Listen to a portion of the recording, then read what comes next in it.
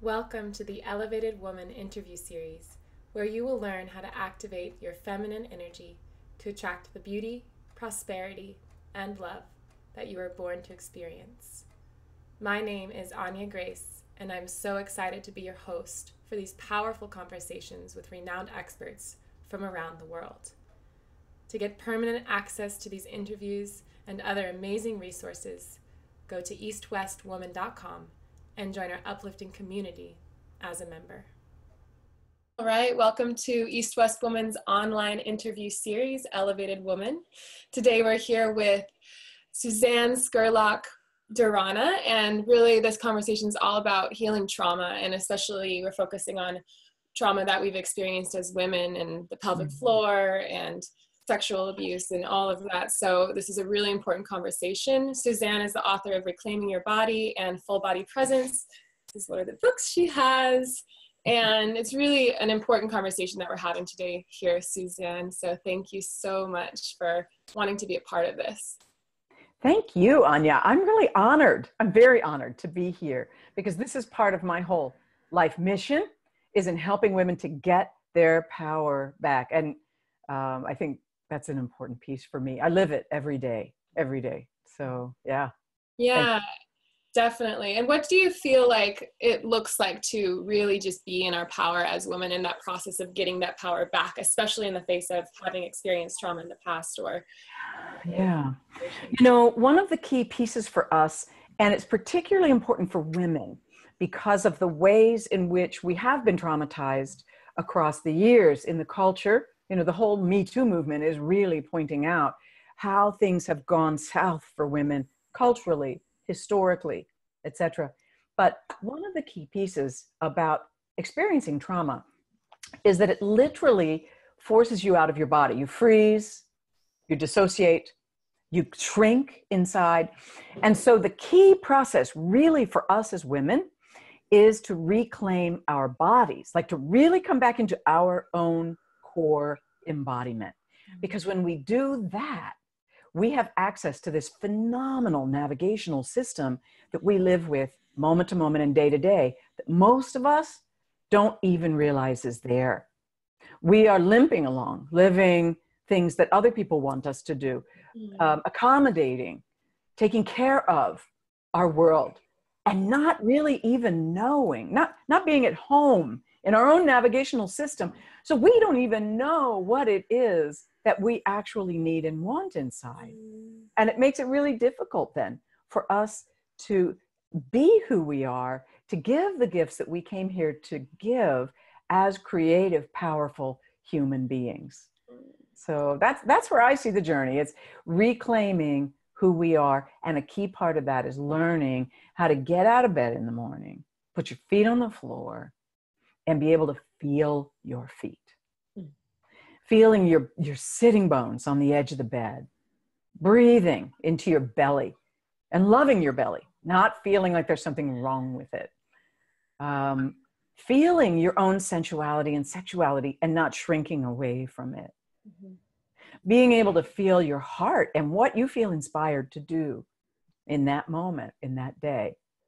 Not just thinking about it. I mean, thinking is really important, being able to think clearly and strategize and to move in the world, but actually being able to feel and embody in this container of who we are. Because when that occurs, our navigational system internally, our heart, our gut, our pelvis, our bones, our feet, our legs, it's like when we're at home in here, we're receiving signals all the time.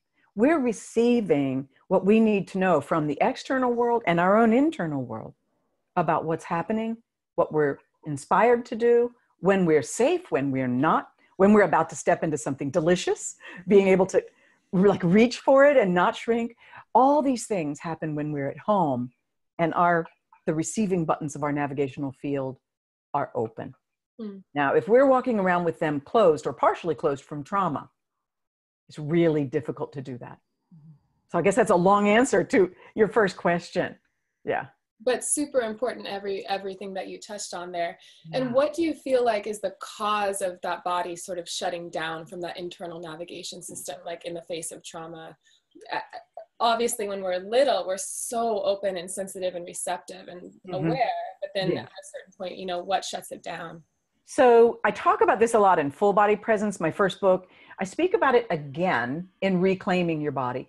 But one of the things that happens for us as we grow up, culturally, we are taught out of being in our bodies. We're taught to go to school and focus here.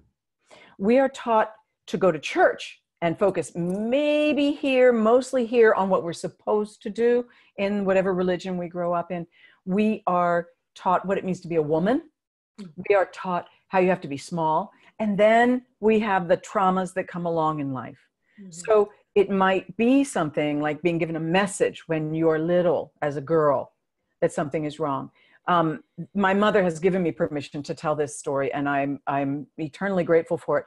It's a story that has a lot of power, but it also says something to us because it talks about the lineage of what gets handed down, right? So my mother grew up in a good Christian family. She had parents that were lovely. I loved my grandparents, but they were very Christian and very, we're talking 1940s, right? And so she grew up in a household where masturbation was not, in fact, it was not just not allowed, it was, they really thought something was seriously wrong if you were masturbating. And my grandmother caught my mother masturbating in her bed when she was 5.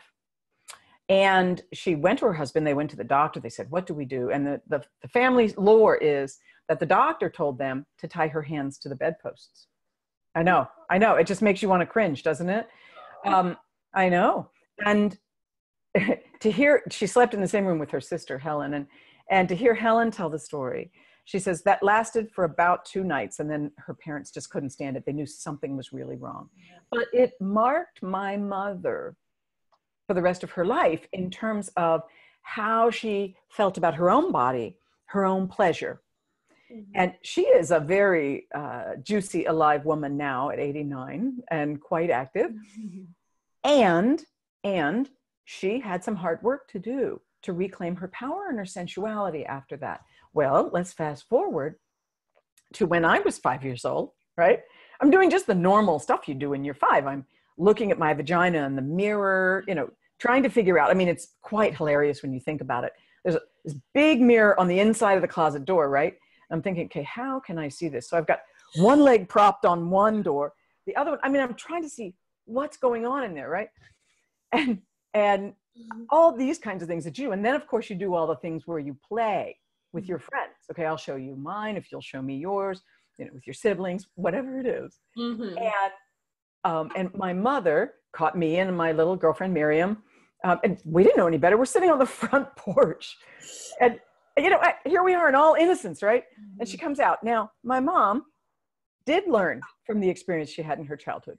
She did not tie my hands to the bedpost, but she, you know, you could see like the horror on her face, quickly masked, and she did everything she could. And then she sent Miriam home, and I never played with Miriam again. So that taught me that that was something to be hidden. Believe me, it didn't stop me. But it taught me that it was something to be hidden. Here's how it gets handed down. I had to work my own stuff out about pleasuring myself as a woman and whether it was okay to show it or hide it or, you know, whatever it was. So these are the kinds of things that we have, that this is trauma that causes us to shrink. And when trauma happens, whether it's something as like these things, or whether it's something really serious like rape, sexual child abuse, physical abuse of any kind, emotional abuse, where your power is taken away because you're told you're not good enough. There's something wrong with you. You're defective. Or because you're a girl, there's something wrong with you. See, all of these messages, how we think about ourselves, whether you're doing it consciously or whether you're doing it unconsciously, how we think about ourselves changes how we treat ourselves. So how well do you think a woman who has an unspoken message behind everything, like back in her programming, that says that there's something defective about her because she's a woman, what do you think that does to her ability to take care of herself? She may find that she procrastinates when she goes to do the things that would really help her, or she even self-sabotages. until she gets that thought process out of her unconscious, realizes it's there, looks at it, deals with it, poof, out the door. That's not true.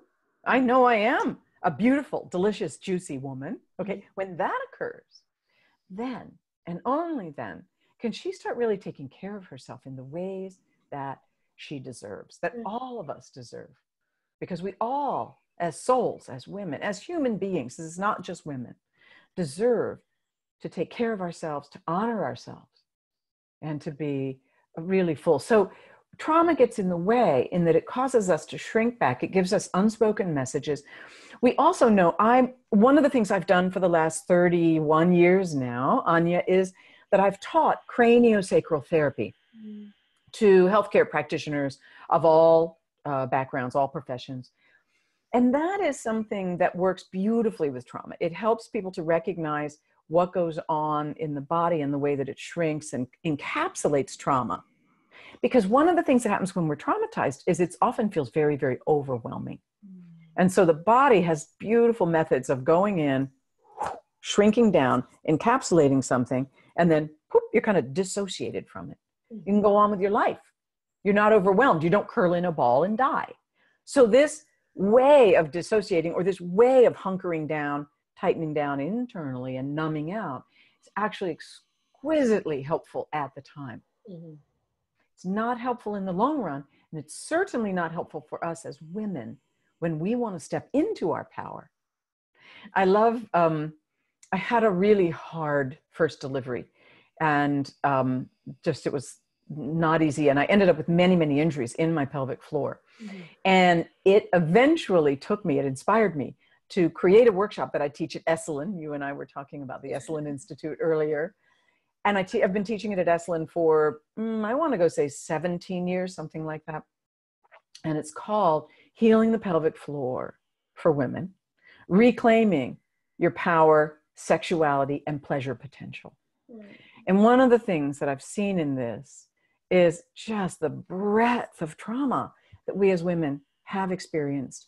And equally wonderful is the breadth of healing that can occur and the power, the juiciness that women walk out of that class with. It's fun, it's exciting, and it's one of the things that really gets me going. There's going to be one coming up in Asheville, North Carolina in April, and then there's also one coming up in the end of July, early August at Esalen Institute this year. So, oh my gosh, I so want to be there. Yeah.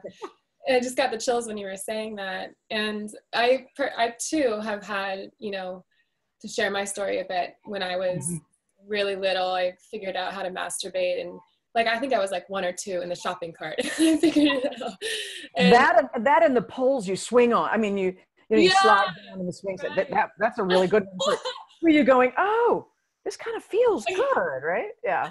Exactly. And very quickly, I think that there was a time where I didn't feel afraid of it, but then for whatever reason, I started to feel really afraid of it. And it was like something that seemed to take me over, and I couldn't stop. And I would have my parents beg my parents to sit in my room as I was going to sleep so I wouldn't masturbate, because I had so much shame over it. And then I had this big surgery when I was 7 and thought that I'd caused it, from masturbating. So I really know this process, and it's been at this point I can talk about it, and I know I've done so much healing because I don't feel the shame. It just, it's important to share. But I still am definitely working with the physical effects of that experience. Yeah. And maybe not so much shame, but there is just this residual, in terms of my sexual energy and, being with a partner, how, sometimes it comes up, or even my pelvic floor feels tight sometimes. And I know it's that same sort of experience. So wondering how, what are these processes that you help women go through to help heal their pelvic floor? Because, I definitely know that I would like to learn some myself. Yeah. So I'll describe to you a little bit about what goes on in the class.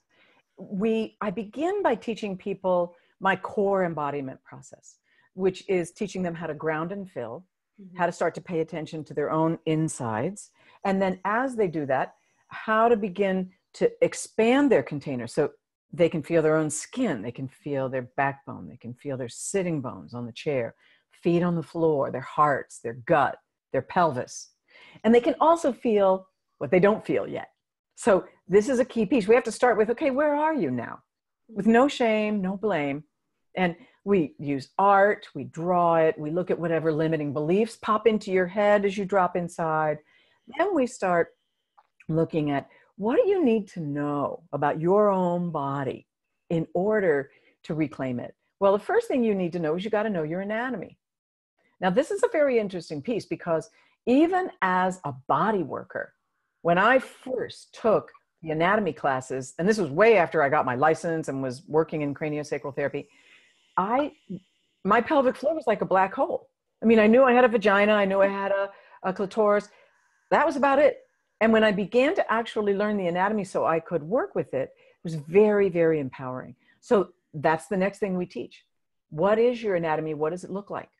We do an optional process where we show you pictures of many, many, many different women's vaginas, not aroused, but just to show you the breadth of what's out there in terms of the whole process of being a woman. Most of us have no idea what our own vagina looks like, much less what it looks like in relationship to anyone else's. Wow. So there's a quality of getting to know yourself that we begin with, without shame, no blame, as best you can. And every step of the way, by the way, we work with it at a pace that each woman can handle.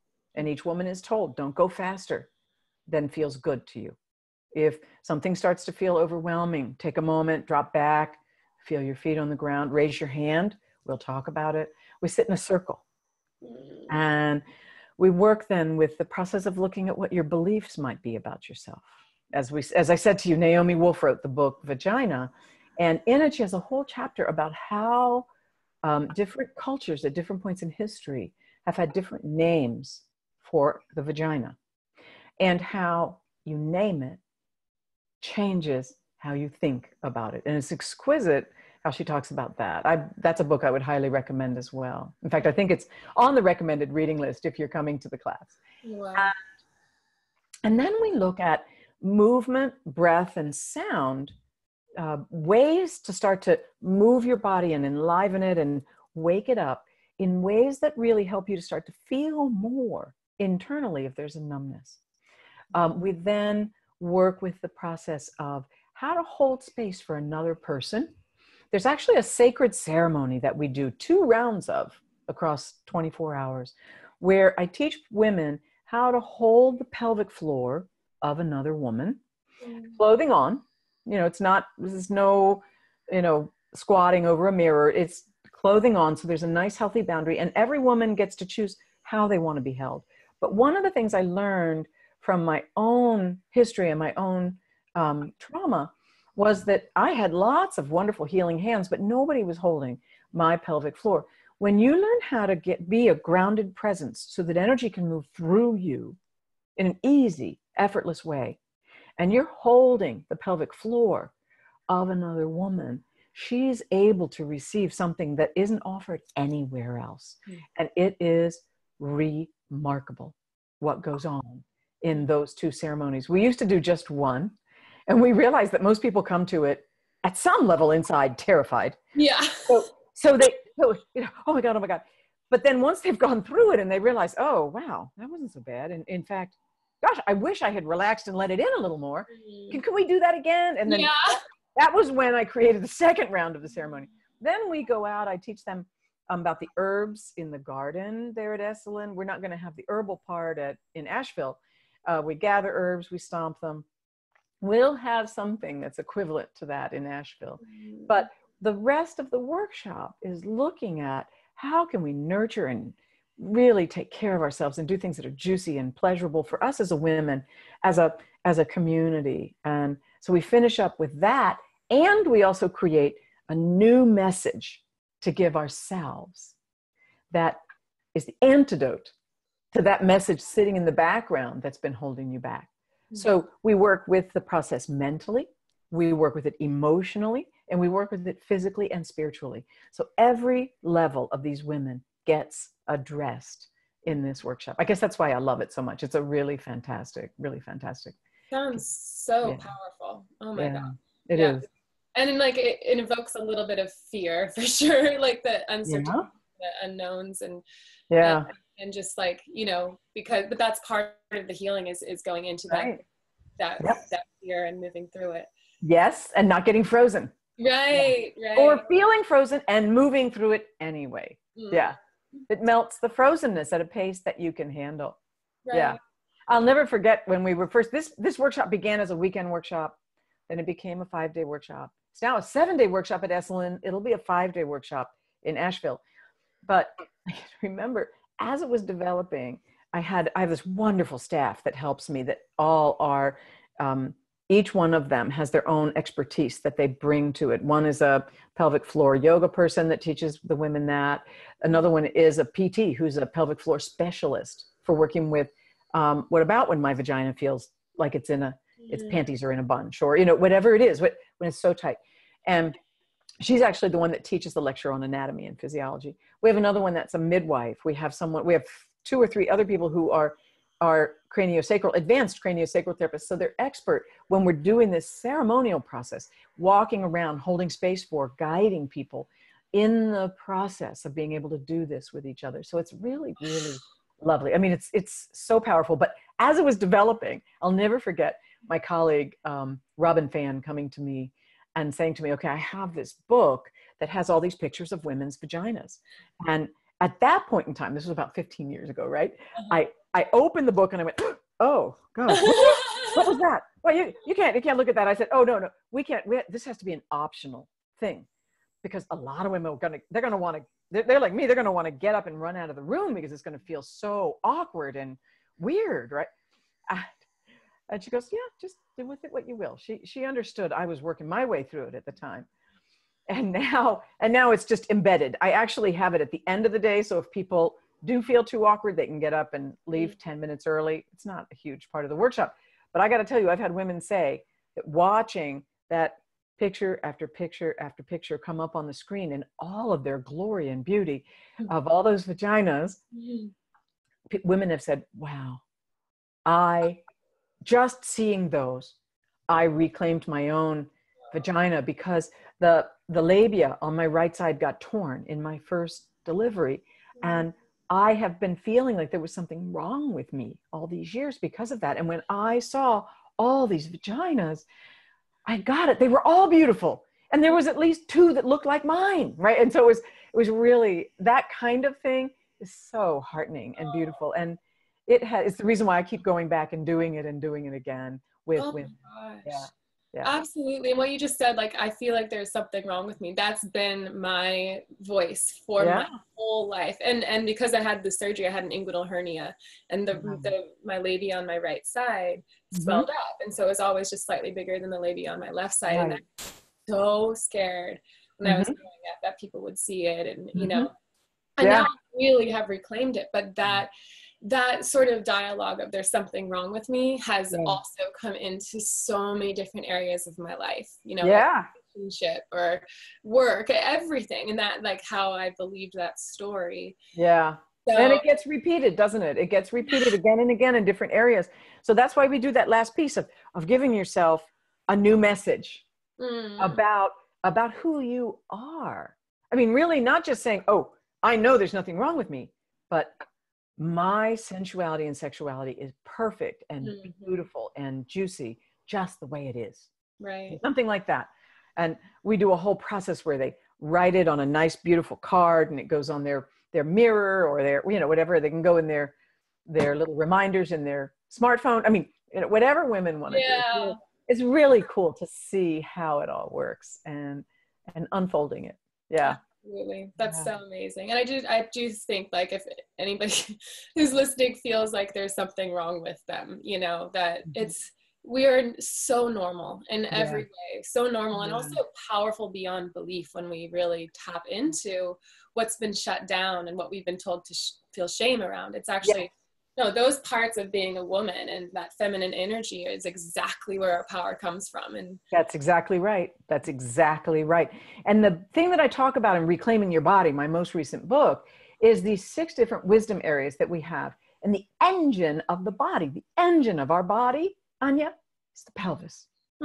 So if you're holding, I mean, you go to the Vedic traditions, they talk about the root chakra. You go to the Chinese 5-element acupuncture. There's a point right in your perineum between the vagina and the anus that is called the GVCV point. And when that point is hunkered down, closed down, tightened down, everything else in the body is muted. I mean, in a major way. And so that's one of the things that often gets open for women in the process of this ceremony, is that GVCV point or whatever it is. I've had young women 18, 19, 20, who have grown up, or even in their 20s, who have grown up in a family where they were made small for who they were. And there was no physical trauma to their pelvis, but they had never, in a sense, descended into the power in their pelvis. And when you haven't done that yet, you are literally trying to run your life on willpower without tapping into the engine, the natural engine of who you are. So that's a really key piece, and it's one of the main reasons why the pelvic floor and the whole pelvis is so important for all human beings, but particularly for women. Yeah. So beautiful.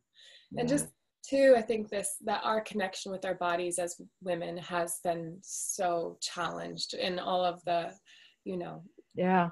I mean, it's really coming to light, isn't it? Yeah. Hugely at this point. It's no longer being swept under the rug. And we're, those of us that have done a lot of trauma healing across the course of our lives, reclaimed our power, stepped back into who we are. It's our place now to help the sisters that are coming along behind us and who are saying, I want to be there. And it is part of my life's mission at this point to really help all the women that want it and are ready for it to step back into their power. And their hearts, the deep inspiration in our hearts is a really key piece of being women. And so it's interesting because the connection between your pelvis, your gut knowing, and your heart, I think of it as the triumvirate, if you will, of really important key partnerships. That you have a connection to your engine of your body, like the power of who you are, your gut knowing, and that deep inspiration in your heart. Yeah, so you can really deeply love yourself as well as loving the world around you. Yeah. Right, and not just look at one area and not look at the other areas, but all of them. Yeah, I mean, my whole shtick here is that and we talk about this in craniosacral therapy all the time. We have a cellular intelligence in who we are. Cellular. That means every single cell in your body is meant to be fully animated and alive and full of juice and energy. And when it's not, when trauma has caused you to hunker down, get small, contract, scar tissue from surgeries, that's one thing you actually may want to look into, Anya. A pelvic floor specialist, a PT, could actually go and see whether something happened in terms of the nerve in your pelvis that causes it to tighten up on the vaginal wall, right? And they can do things, very gentle, tender things, gloved hand, taking it at a pace you can handle, that will release your pelvic floor physically from what might be going on there that could still be hanging around from that surgery, by the way. Yeah, and I've had that kind of PT to pelvic physical therapy to my pelvic floor because of the injuries that I've sustained in childbirth. So yeah, it's amazing that those resources are out there, because they are definitely, not a lot of people talked about a lot, but physical therapists, by the way, are probably the only ones that have that specialty at this point in time. Yes, OBGYNs put their fingers in our vaginas and speculums and all that good stuff, but they don't necessarily do it in a way that helps the tissue to release. They can actually sometimes compound it depending on the let's see, the temperature of the speculum, how quickly they do it, if they don't talk to you about what they're doing while they're doing it. I get serious trigger when I go into those appointments. I have to do my tapping and breathing to really calm myself down, and actually let it be a process of healing. Like, breathing and being aware of what's happening and how I'm feeling and moving through it as like a practice.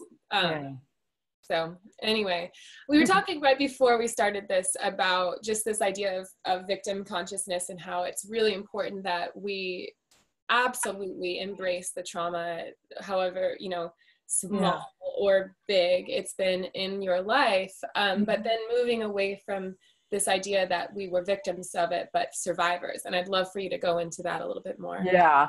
Well, I spoke just a few moments ago about how you name your vagina, right? What you call it. Is it the holy golden temple or is it your cunt? Right?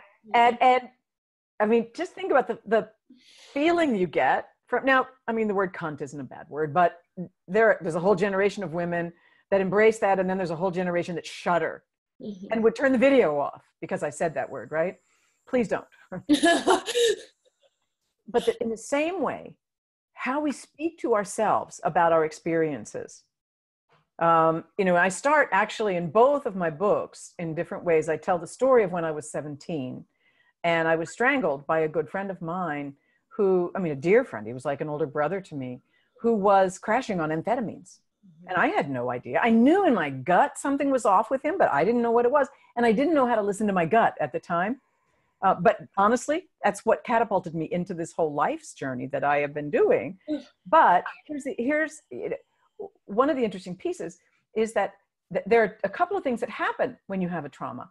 Number one, particularly if you know the person that committed it, if you were traumatized by someone you know, you take the blame for it as the victim. Now, that number one is a problem. But then number two, the world calls you a victim. And at some point, I realized I had to change how I was speaking to myself. And I realized that I not only was not a victim, I was a survivor. And survivor into thriver is how I now speak to myself about the things that go wrong. And I am working on walking through the things that are challenging in my world today and thriving, doing it with grace and ease and keeping my size so that I have, you know, I began this whole conversation with you about the internavigational system of the body. We operate optimally in our world when we are fully embodied. We have our core embodiment and we don't shrink as we come up on things that are challenging. Or if we do, we shrink momentarily and then we step back in and go, nope, I'm not doing that. As you said, you can start your tapping. In my case, I feel my feet on the ground. I start to feel my steadiness in my bones, feel my body. I take some deep breaths and I ask myself, what is, if I am fully present and in my navigational field 100%, what's the outcome I want in this moment? And then I step back into that rather than shrinking. Right. Okay. Yeah. So that's it. This is a very key piece. And I love then watching your language. There's a lot that's been done about manifesting in the world. And I'm not going to do a lecture on that because there's a lot out there and I'm not the best one to do it. Or maybe I am because I do it so simply, but make sure that when you're talking to yourself and it's something you want, that you're speaking to yourself as though it's happening in the present time, that it's positive, not negative. In other words, you wouldn't say, God, I don't want to ever be a victim again. I'm never going to be a victim again. Now that doesn't help a whole lot. You know, the phrase would be, I survived and I'm thriving. Okay. That's beautiful. And, so, yeah. I love saying our power as women is when we can turn our wounds into our worth, our pain into our power, our struggle into our strength. And I love saying, adding to that almost, when we turn our surviving into our thriving. Like it really does. Like, I think that we can find our purpose in that pain and become that person that's healing and offering exactly what healed us. You know, it's really beautiful when we operate that way. I think that's absolutely true. And I love that. You have great phrases there. So thank you so much. And how I would love for you to kind of share with people how they can connect with you over your website and what sort of, you have lots of free resources and videos. So what, you know, is out there for people. Yeah. So as I said, I spoke earlier about these 2 workshops for women, and they are women only workshops for reasons of safety and confidentiality. Men have wonderful, delicious pelvises, but they're very different than ours. So those workshops are for women. I have a whole nother training called Healing from the Core, and it's 6 or 7 levels, depending on what you're looking at. And it is for everyone, men and women. It's for the lay public. It's for people that are therapists. And it's about teaching people to really be present and to really own their core embodiment. We do just a tiny little bit of it on the front end of healing the pelvic floor, but there's so much more to really mastering your core embodiment so that you can feel the joy of being who you are, be as creative as you possibly can be at a soul level, and really love your life. So that's, and rise to the challenges. So that whole curriculum is there. Just recently, I have begun to work with the Shift Network, and they have done an online workshop with me last fall, seven modules on the core embodiment process and the 6 wisdom areas of our bodies. I've just mentioned them: your feet and legs, your bones, your gut, your pelvis, your heart, and your brain, prefrontal cortex. I talk about each one of those. That's great. And then I'm just about to launch, actually, by the time this particular summit comes up, I will have just launched my 21-week in-depth workshop with the Shift Network. But healingfromthecore.com can tell people all about everything having to do with my life's mission, which is to help you to be more embodied and present and loving life. So if that's something that really speaks to you, feel free and go look at all the free bonuses we have for you coming out of this. One of them, by the way, is this great interview that I did with one of my dearest friends. I consider her a sister, Dr. Rachel Abrams. She's in Santa Cruz. She is a women's doctor and an integrative medicine doctor, and she wrote The Multi-Orgasmic Woman. She is a phenomenal healer and just a marvelous doctor. And I did an interview with her about orgasm. And I did it at the tail end of Healing the Pelvic Floor workshop. So I would invite, it's going to be for free, and just really do enjoy it, because I think it's going to be something very fun for women to listen to. I learned some things when I was doing that interview with her, because she is so knowledgeable about women, health, orgasm, everything. Wow. So, yeah. I definitely want to listen to that. That's so amazing. Great. And I think there's also a piece on menopause as well for women going into the latter half of their life. So there's a lot of really good free bonuses that we'll be offering. Beautiful. Yeah. Is there any last bit of wisdom that you feel like would be important to touch on for this particular conversation and series of interviews? Do you know, I'm very, very grateful to you for putting this together, for pulling together the breadth of women that you've pulled together for it. It's very exciting. I just read, I know that Jewel is going to be interviewed in this series, yes? Most likely, yeah. I'm still working on that one, but yeah. And well, I just read a whole interview with her in the Washington Post, where I live outside of Washington, D.C. And she is such a perfect fit for this. She's so amazing. Yeah. I met her at Wisdom 2.0. Yeah, it's really, really great. So great. Yeah. Okay. Well, thank you so much for being a part of this, and I'm looking forward to staying connected with you, because that journey of healing our trauma is a lifelong one, and yes, get to help each other, and that's just it's so great to find you as a resource. Thank you. You're so welcome, and good luck with it all. And I look forward to hearing from you again. Definitely.